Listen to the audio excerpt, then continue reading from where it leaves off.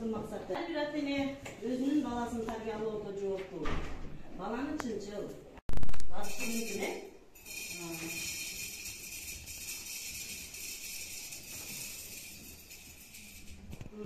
Bundan başka sizler aytыңыздар, kum salgan болот деп. Bu kumdu dagы салып көрөйүн. Бул дагы батат.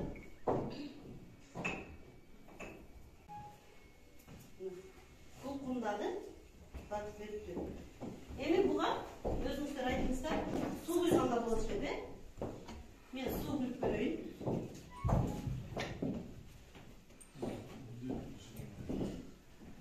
Ешнерсе салбайбыз bunun içine. Анткени буну банканы сіздердің балдарыңыздар деп естетіңіздер. Бұл банка сіздердің балдарыңыздар. Ичинде салынған таш бұл балдарыңыздардың ең алғашқы мектепке чейинки тарбиясы.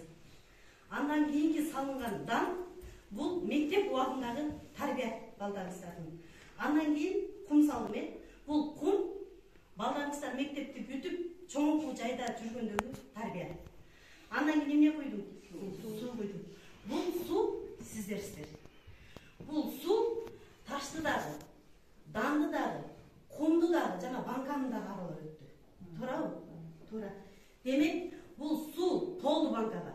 Дал ушу банкадагы толгондой кылып биз балага үлгү берсек, мээрим берсек, тарбия берсек, biz татыктуу бала тарбиялаган болот экенбиз.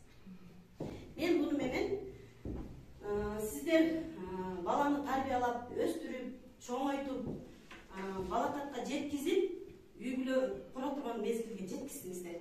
Эми ошол балдардан сиздер эмне аласыздар?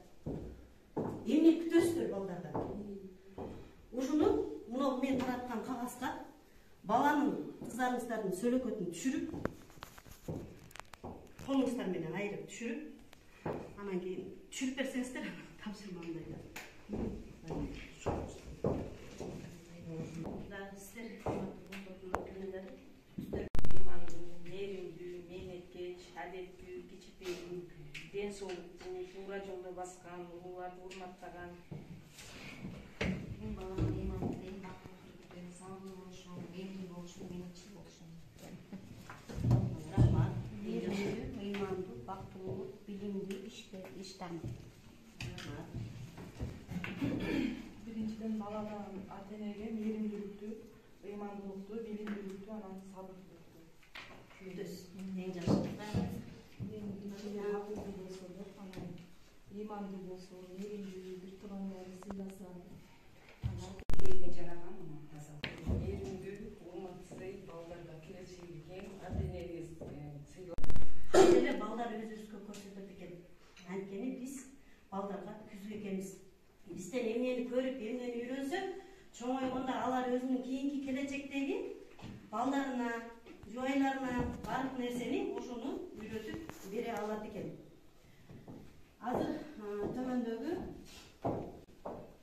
слайдта көңүлдөгү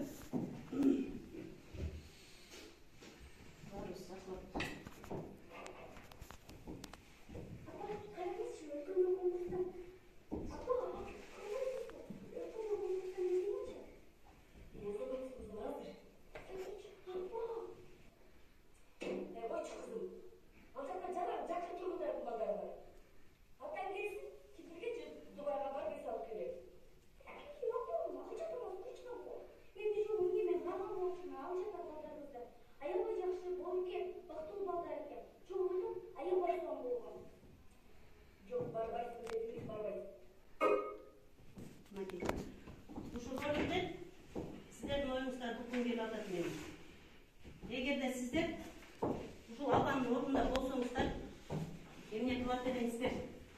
Ушуга иштейсиздер, эмне кылат элеңиздер? Оюңуздарды чагылып бересиздер. Ал эми бултук ошол айтып аткан кыз бала ата-энеден эмне күтөт?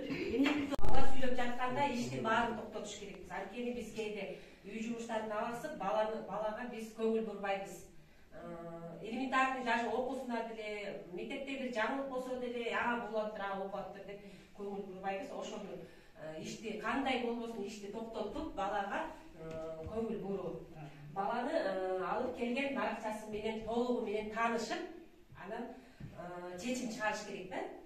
Бала эмнени каалап турганын сезе билүү. Баланын мындайча айтканда оюн билиш керекпиз биз. Деп ойлойбуз биздин оюбуз. Анан ата-эненин мээримдүүлүгүн күтөт деп ойлойм. Анткени бардык бала ошо бизге көз каранды, биздин мээримдүүлүгүбүзгө толук болсо, алар ушул иш болбойт болчу деп ойлойм да. Бул жерде ата-эненин өзүмчүлдүгү да болуп атат да, ал өзүнүн гана проблемасын ойлоп атат, а балдарды экинчи планга коюп, ошол кыздын шагын сындырды деп ойлойм да.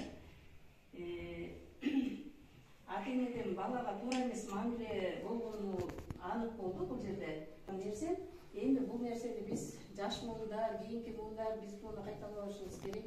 Балдарыбыз, кыздарыбыз өзөттөнөт. 74'tümün.